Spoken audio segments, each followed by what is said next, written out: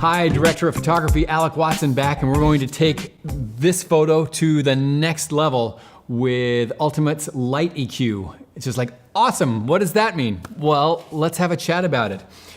What we're going to do is take our photo that we've already adjusted, and it's pretty darn good, and we're gonna put a cherry on top. We wanna look at our histogram.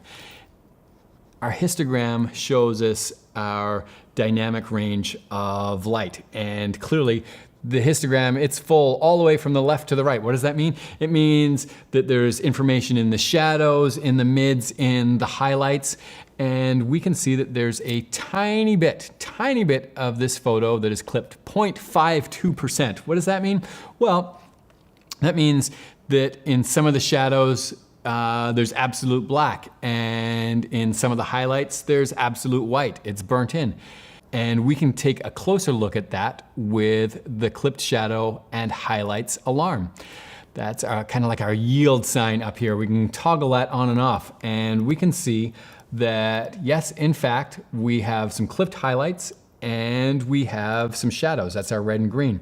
So this is where, as a creative, we have to think a little bit and ask ourselves some questions. So when I turn this on, we can see that the lights all turn red. That means that that's burnt in. Well, is that a problem?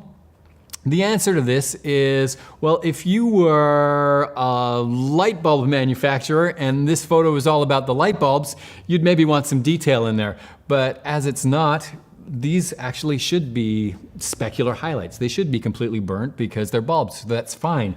We're not really seeing anything else that's burnt. We've got some areas on the sink where we got some bright highlights. They're under control.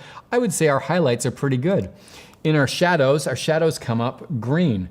Well, here's one thing that you may or may not know. It turns out when an image goes to print, if you don't have any black in your shadows, when the ink goes on and it's CMYK, if K is the black, if there's no black going on there, you don't get deep shadows and you don't get a really rich picture.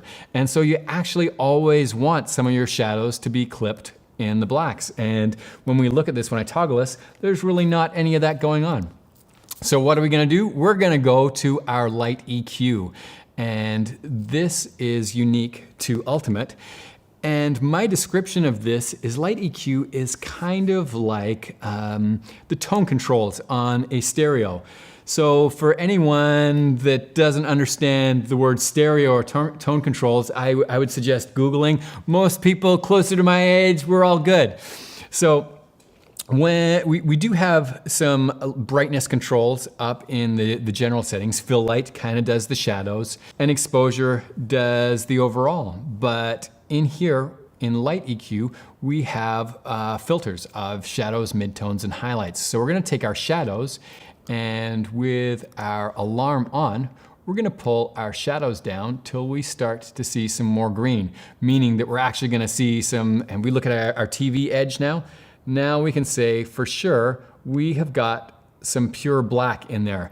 And although it'll make very little difference in the photo itself when we look at it, when that goes to print, we know that the printer is laying down some deep black, and that actually gives our photo a lot more depth. Our midtones, another word we use for that is gamma. We can find that midtone, and that'll add a lot more depth to the photo. That, to my eye, is looking better. And then our highlights, do we want to push them or pull them? The highlights are kind of sitting about right. If we toggle that on and off, it's subtle, but you know what? This photo was already tuned in a way that we were happy with. We just took it to the next level with the light EQ basic settings. We can go a little deeper. The standard settings, I actually kind of really dig this. This is like the graphic EQ. For me, when I grew up, a good car stereo had a graphic EQ, and that meant like frequency bands. And coming from an audio background, I think of that as bass and treble. So this is your bass down here. We can boost the bass or we can pull the bass down. This is our shadows again. And unlike what's called a shelving EQ, that was like our treble and bass controls, right? Now we have access to just certain areas. So it's just like, okay, the absolute bass, let's pull that down, giving us a little more shadow. Let's let's have a look at something in our highlights. You know, can we pull some information down to get a little more detail into our photo and leave our specular highlights bright? And there we go. Do we need to add anything in our lower mids to get more detail?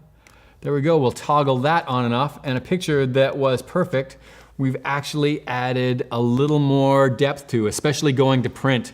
The printer is gonna lay down ink and it's gonna look fantastic. And whether that's like going to print for a photo up on your wall or going to a magazine, you will always get a lot more depth out of taking the time to make sure that you've got some crunched blacks where you should have the blacks, and that your specular highlights are getting up into the light. And I definitely recommend using that alarm to have a look, because if your monitor is not calibrated correct, how would you ever know? And this is a great way to be able to tell. And that is light EQ.